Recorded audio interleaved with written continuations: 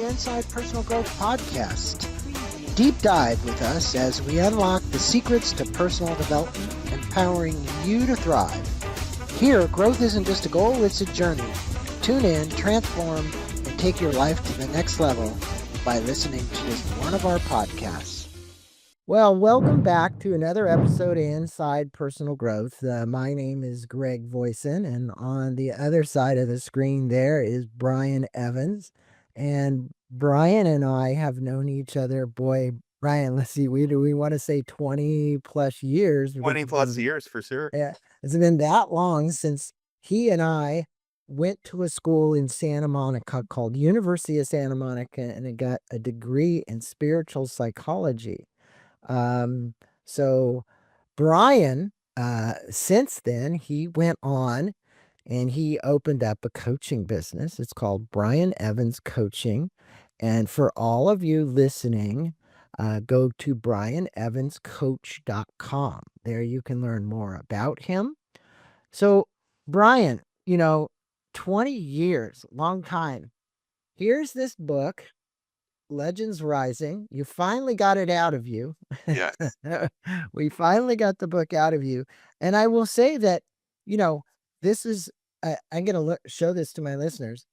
It's not very hard to read. So when you go up and get it, it's really well done, because the reality is we know less and less people are reading less and less and watching more and more. Correct. So this is Legends Rising, Creating the Modern Man. So I'm going to let the listeners know a little about your history, then I'm going to let you talk a little bit about it as well. Great. For over 20 years, he's coached elite professionals, executives, entrepreneurs, professional athletes, and even royalty. Boy, I got to hear who that was. If he can say, helping them master leadership, scale business, and unlock their full potential. He is a master at this, and his credentials are extensive. He's a board certified coach in the top 0.01%, certified executive leadership coach, certified business coach, certified mental performance coach, certified transformational life coach. He has an MBA in finance, a master's, as I said, in spiritual psychology, a PhD candidate in positive psychology. And he's featured on a lot of podcasts.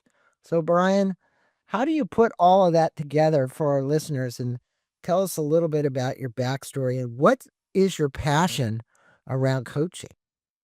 So when I hear the list of qualifications, what I want to say about that is the reason why I seek so many qualifications is because I'm passionate about meeting people where they are. And whether it's an executive, whether it's a YouTuber, whether it's a stay-at-home mom or pop, whether it's a terrorism expert, I want to be able to meet them where they are for us to start our work together, which is why I seek so many different facets in terms of the training and what language I can speak to them. So that really resonates for each person who I'm speaking with to be able to see the possibilities that are there for their life and begin to activate that. So I just want to start out with that the qualifications are not to impress anyone. It's to let you know that there's a place where we can begin our conversation, a bridge that we can build together.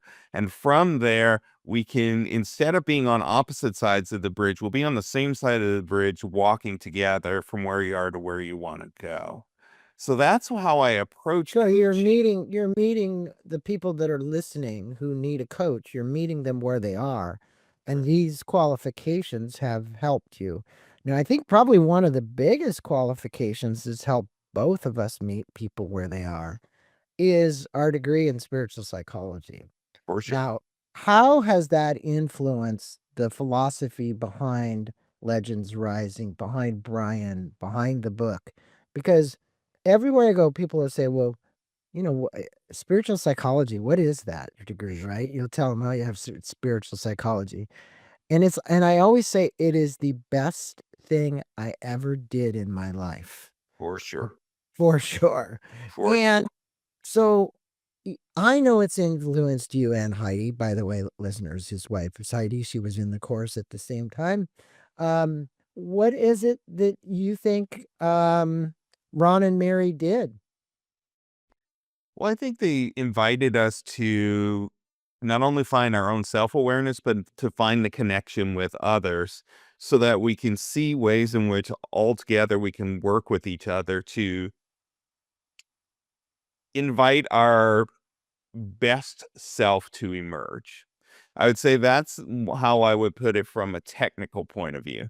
Now, in the same way that I could say, well, gravity keeps us rooted to the earth and not flying out into the stars, but that describes gravity, but it doesn't give you the experience of gravity. I think it's difficult to say what spiritual psychology is, and better to have someone experience it, which is Yeah. this presence that you and I have in terms of being able to see with and for each other what's possible and to help people to move into alignment with what's possible. That's what comes through in coaching. It doesn't matter who I coach. I'm coaching an individual. We coach the circumstances of the individual's life, but we're coaching the individual. And that, I think, is one of the takeaways from spiritual psychology for me is that in the end, we are all these amazing, unique, individualized selves that have both our greatest selves and our most challenged self together. How can we move closer and closer to on a moment to moment basis to being our greater selves? You know, Ron and Mary used to say this, are you on the goal line or the learning line? Yeah, And I think coaching is really people say, "Oh, I'm gonna go to a coach because I've got these goals." I think you're going to a coach because you want to become aware of what you need to learn to actually achieve those goals, right? for Um, sure. and and I think that's I wanna ask you around what inspired you, it to write this book? And what transformation do you hope it sparks in not only the readers, but the people right now that are listening to this podcast? Well, I'll approach this through 2 points of view, Greg. One is I'm 58, and, I last year, I had the opportunity to go to my 40th high school reunion. And, I went to a private Catholic boys' high school, so all of the men that are in the range that the book speaks to. And what I've heard over the last, 10 to 15 years with this group of guys is all of the common struggles that they're facing. And the common struggles that they're facing tend to revolve around their health, their relationships, their career vision, their life vision, and this sense of I'm successful, but there's something missing. And Mm. as I started listening to all of these stories over and over again, I thought to myself, wait a minute, if this is common in this group, it's common in society.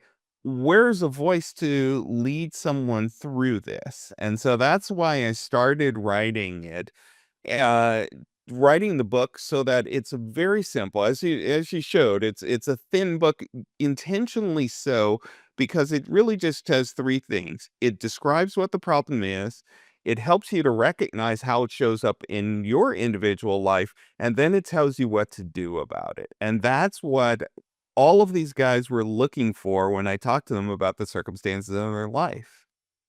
I would say, I mean, you've coached hundreds of people, right? So you describe this modern man's journey as again this balance between ambition. You were just talking about these guys. It's okay, my health, my family, the wheel of life. Let's just call it that way. Their ambition, their humility, their strength, and their compassion. So, in your experience, you know, you said you grew up in this Catholic school.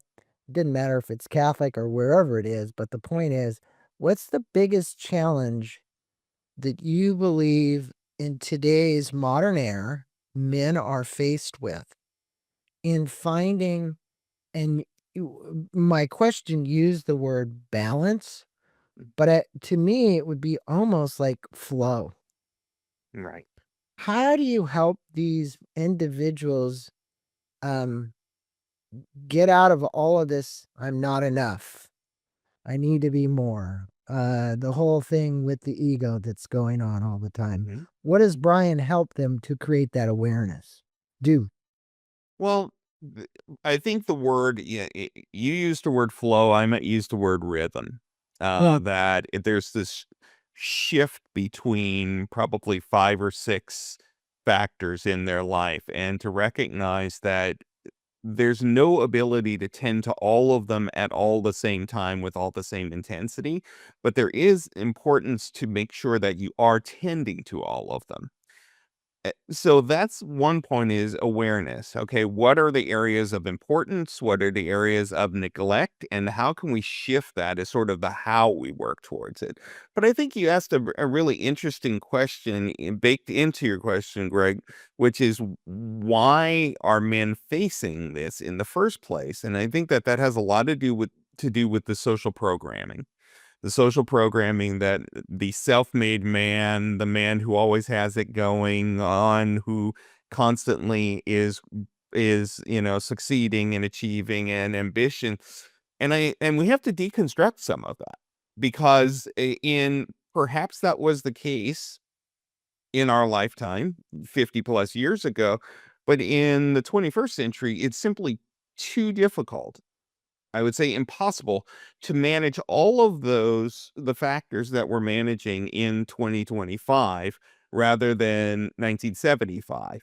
right. So I think those two things, the social programming piece, and then from that, being able to isolate down to, okay, what is truly important and are you tending to it and creating a plan to tend to it on a daily-ish basis so that nothing goes neglected, even if they're receiving um, inconsistent focus at any one time.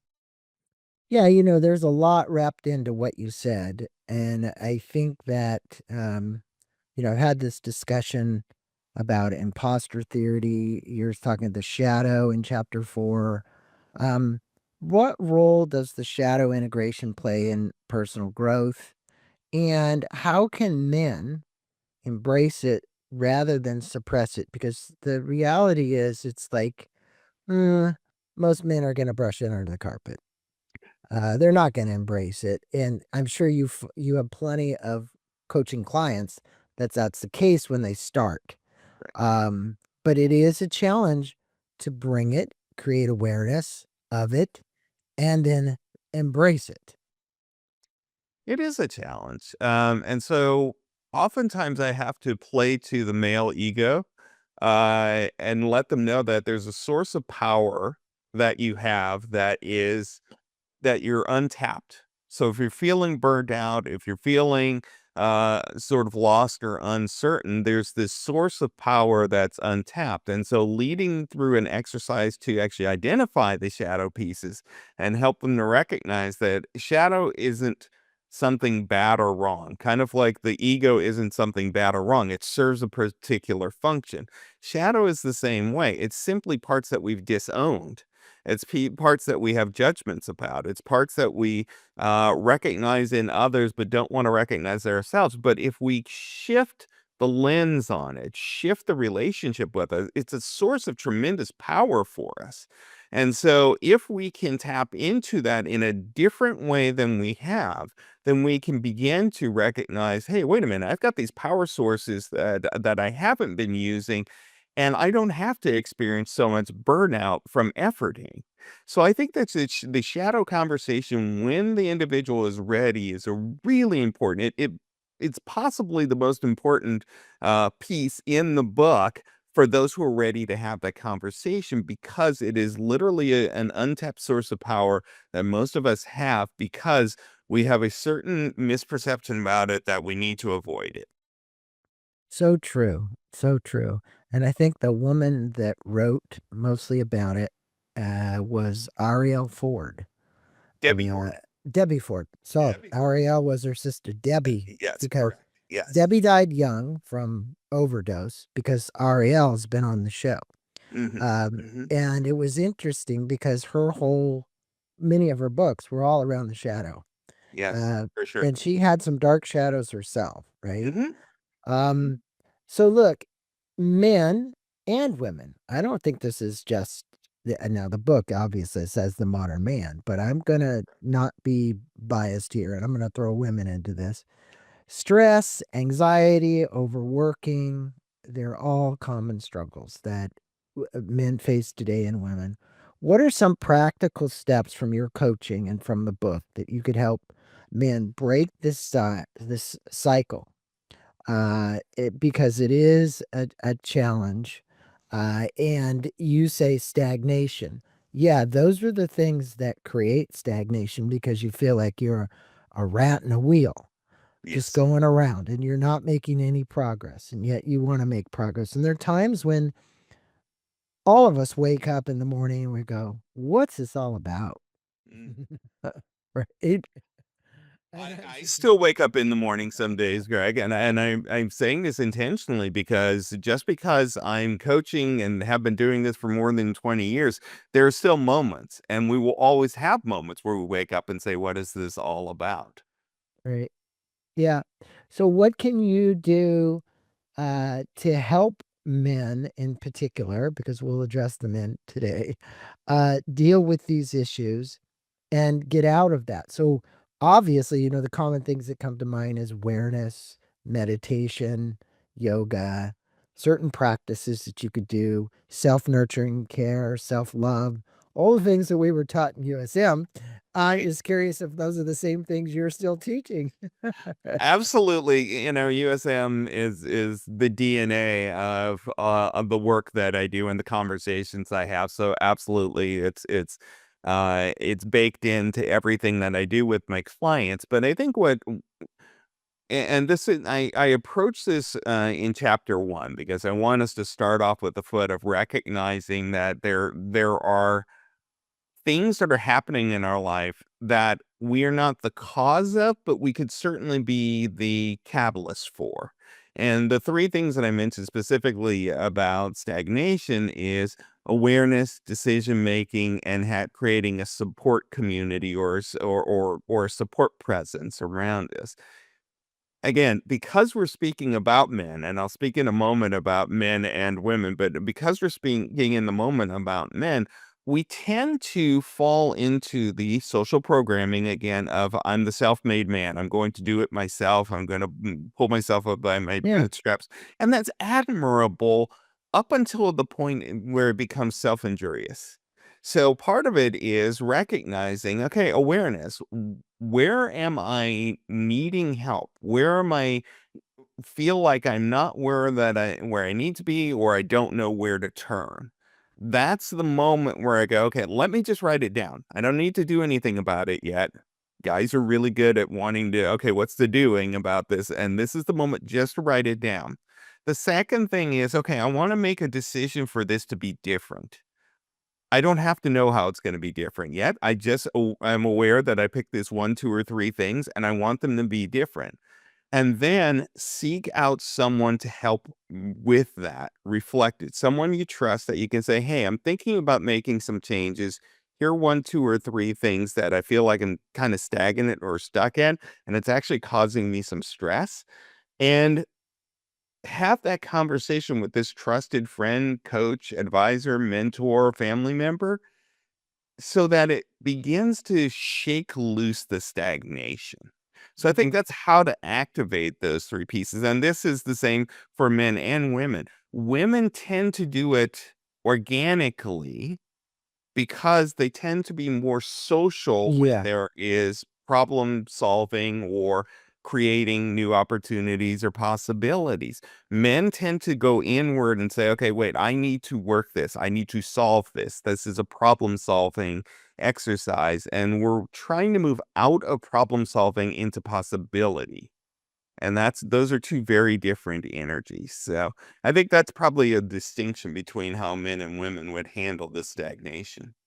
Yeah, how they approach it, I would agree with you, and it's true. Men have been conditioned to have to be the ones that solve it themselves. Correct. Men are less likely to go into a community and talk to a bunch of other guys about personal stuff. So Mhm. that thus they have you as the coach to do that. You know, So that can I just make a point about that, Greg? yeah. One of the reasons, primary reasons why I wrote this book was because in our field, in the field of consciousness and awareness and growth, personal growth and development, there's a lot of voices of women for women, women coaching men, men coaching women, very few presences of men for men. Not It's true. and to be able to speak the language and share in the directness that one man to another. I tell some of my male clients, I'm like, hey, you're messing up. Let's get back on track. I usually use a different word than messing, but this is for public consumption. It's direct and it's to the point, and I say, let's get back on track. And I will call them out differently than I will most of my female clients.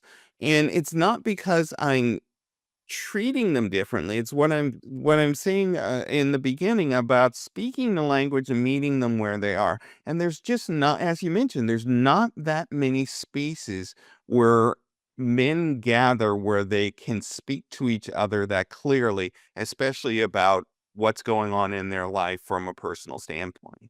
So true. I mean, there are some of these groups where men go out and they they kind of camp together. I can't remember some of them, but they go out on these events and they cook meals together and talk around the fire and go out in nature. And I think those are very important. Mhm. In this quest that most men and women who are professionals have is around financial abundance is often equated with success. So let's just use that. How do you differentiate between material wealth for these individuals and true personal fulfillment? Because I remember having Marshall Goldsmith on here not that long ago talking about one of his books, and he would ask these very successful people um, if they had regrets.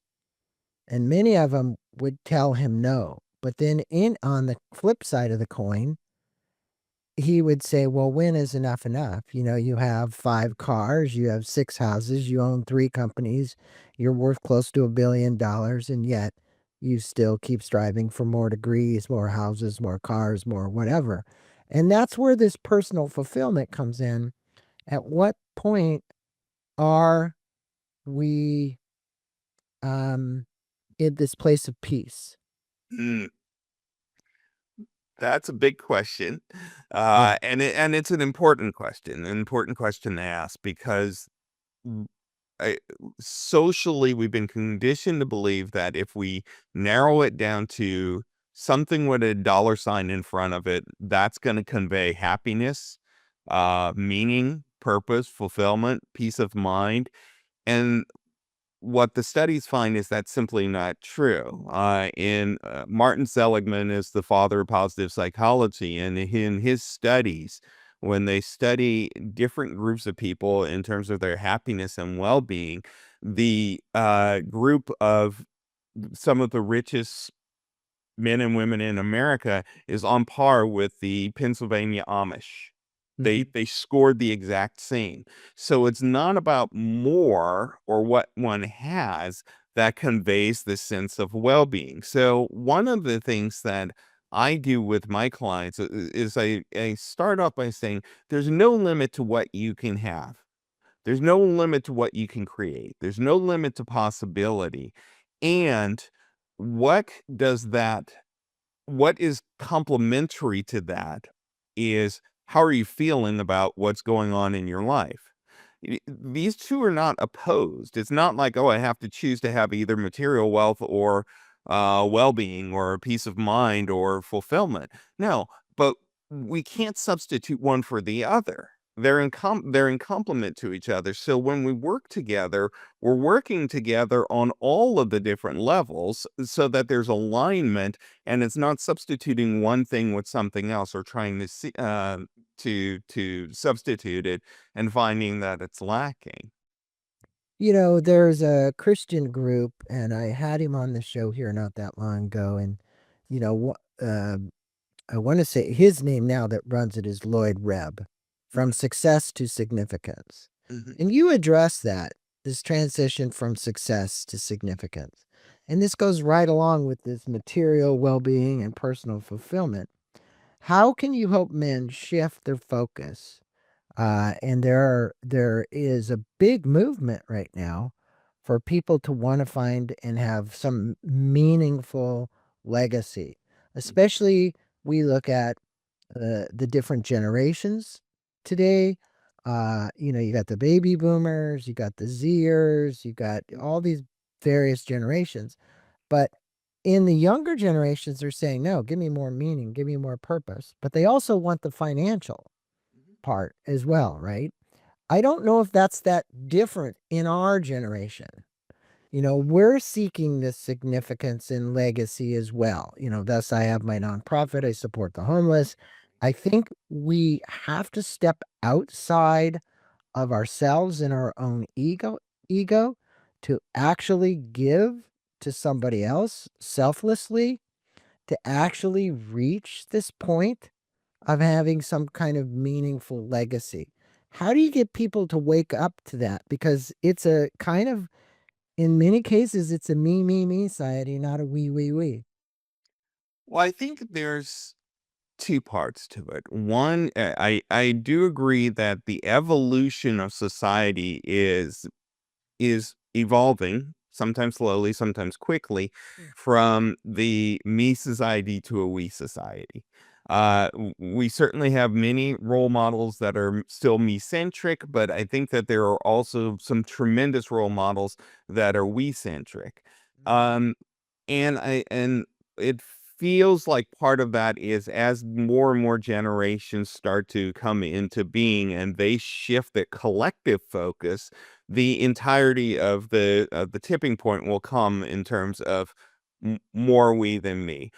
But I think it starts with an inner impulsion for each individual to be a giving individual. Now, there may be exceptions to the rule, but I'm going to say generally here. And the way that I can measure that is in the moments of crisis, we collectively become very giving, very generous, wanting to be a part of creating something better. And of course, we just saw this in Los Angeles with the wildfires where incredible generosity. And I think it comes down to personal empathy, Greg. The tying together the legacy with empathy is one of the ways that I can invite clients to say, what is the thing that if you had the possibility, let's not think of limitation, we had the possibility to create some positive shift that you may or may not be remembered for, what would you do? And it puts them in touch with this moment of personal empathy and also to recognition of what's truly important to them. It's always going to be legacy tends to be a later life thing. Oh, I'll focus on that after I retire, when I've made my millions, when I have more time. And I invite them earlier to have the conversations earlier in their timeline, if possible, because it can become a source of such meaning, purpose, and fulfillment for them to be active in it now at whatever case or way that they can be as they're building towards an extended legacy later in life when they have more time or resources for it. I agree. It's more of a balanced approach to just say, well, I'm going to work hard, and then I'm going to wait until in my case, I'm 70. I'm going to be 71 in July. To actually start doing philanthropic work, or to have something that you really care about, or have something. I know Chip Conley was just on the show not that Mhm. long ago speaking about, midlife, right? It's like, oh, Yes. well, when is midlife now? I mean, is it people like me who are 70? Is it people 60? Look at you, you're almost 60. So Yeah. that's the issue. And you discuss social impact and purpose-driven leadership, and they're kind of central themes in the book. Uh, can you share a story of a modern man or leader who you think embodies those principles, right? This purpose-driven, and having some social impact at the same time. I can. My mind first went to, okay, who's a famous person that everyone would know. And then I thought, no, I'm going to tell the story briefly of someone who I know very well and very personally who embodies these principles. And that's a gentleman named Stu Semigran. You may or may not know Stu, Greg, but he and his wife Candace created the Educare Foundation 35 years ago, and throughout these 35 years, they've touched the lives of almost 1 million uh, children, parents, teachers, administrators in terms of bringing heart-centered, heart-set education into the educational systems, not only in California, but throughout the country and around the world, as a way to make love the foundation for education. Because when children, parents, teachers, and administrators are involved in a loving presence, seen, heard, acknowledged, supported, then learning can really expand. It's really the only environment in which learning can thrive. So, Candace and Stu are two individuals who I admire greatly, who truly embody this purpose-driven leadership and social impact. And so I share that story rather than saying, "Oh, Richard Branson or someone else who is a high integrity leader," because I want the listeners and the viewers to know that you can be this purpose-driven leader yourself. It doesn't have to be the personalities. There can be, but there are people in your community, people in your family, maybe you yourself, who are a purpose-driven leader, and accepting that, recognizing that, and expanding that is what's going to create evolutionary shifts in our society. Well, there's so many examples of that. I was just at an event that Greg Reed put on, Mhm, Dr. Greg Reed, called The Secret Knock. mhm. And he did the documentary about the gentleman who started Make a Wish. Right. So Mhm. Greg created that. It's called Wishing Man. Mm, And the interesting thing is when you look at Make-A-Wish now, just how big it's grown out of simple wishes that were granted and to try and give a child who is dealing with an illness some level of hope or get a connection with firemen, policemen, doctors, nurses, mhm, whatever. Now, one of the things that you talk about in the book is that you encourage men and I think anybody to live with an intention and clarity, right? mhm, So you and I set our intentions before we started the show. I think it's so important because it guides subconsciously where we're going to head. Um, how can someone who wants to start crafting a personal mission statement or purpose statement today, do you help your clients do that? And if you do, how do you help them do it? And what is your intention for doing that? I do help them create the personal mission statement, and it's a process that takes time because we want it to be something that is clear. It gives the client confidence to be able to step into it, and so we go through a process where we identify really three aspects of it. What's the vision? What's the process? What's the outcome? And those roughly correlate to the why, the how, and the what. And oddly enough, Greg, well, not odd, it's the way that we've all sort of grown into ourselves is we tend to start with the end in mind. What's the outcome that we want? Well, I want to have a loving relationship with my spouse. Okay, and why do I want it? Now I jump back to the why. Okay, well, why is that important? Well, all of the reasons why that's important. Okay, then how will we go about building or expanding this loving relationship? And so, as we do that, we're doing two things simultaneously.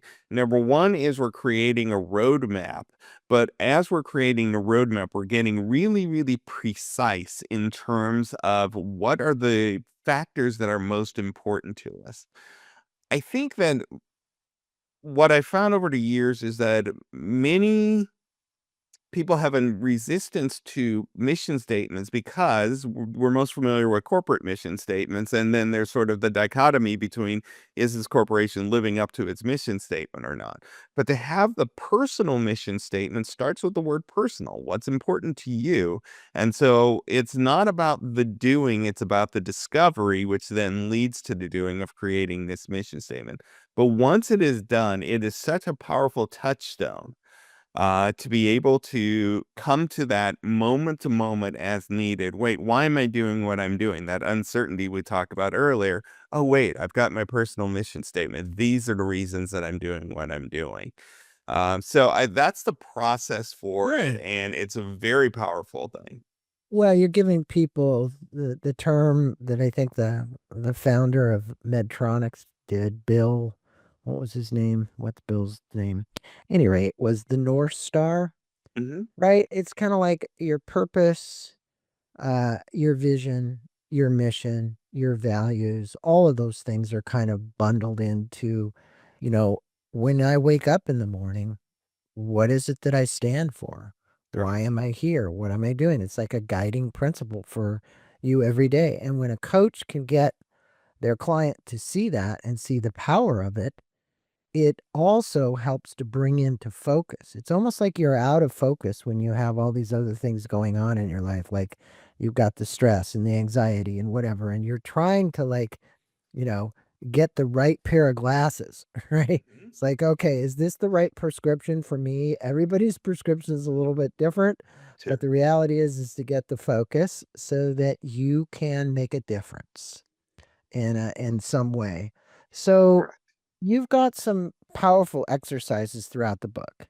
Hmm. Um, if someone had to pick up and just pick one exercise, um, to begin a transformation in their own personal life, to Hmm. get themselves out of the fog, to get themselves unstuck, to remove the stress, to remove the anxiety. Which one would you recommend and why? It sounds like, you have all of these kids. Which one's your favorite?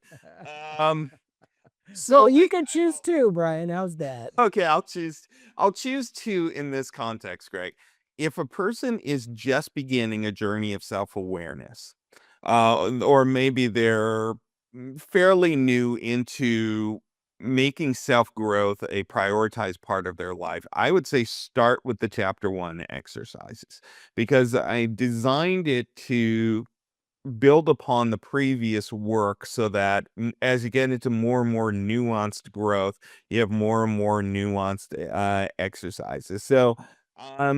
I think identifying the energy drains for men is a very important one because do tend to commit to so much and commit with the intention to be exceptional in all of them without recognizing that we may not have the personal energy to do that all at the same time. As I said earlier, it's not that we can't do everything, we just can't do it all at the same time. So I would say start in chapter 1 with the energy drains because a lot of times we're unaware of just how much energy we have going out in how many directions. And then I would say pairing that with some sort of a stress release. So do you mind if I tell them right Of here from course. page Of 4 and course. 5?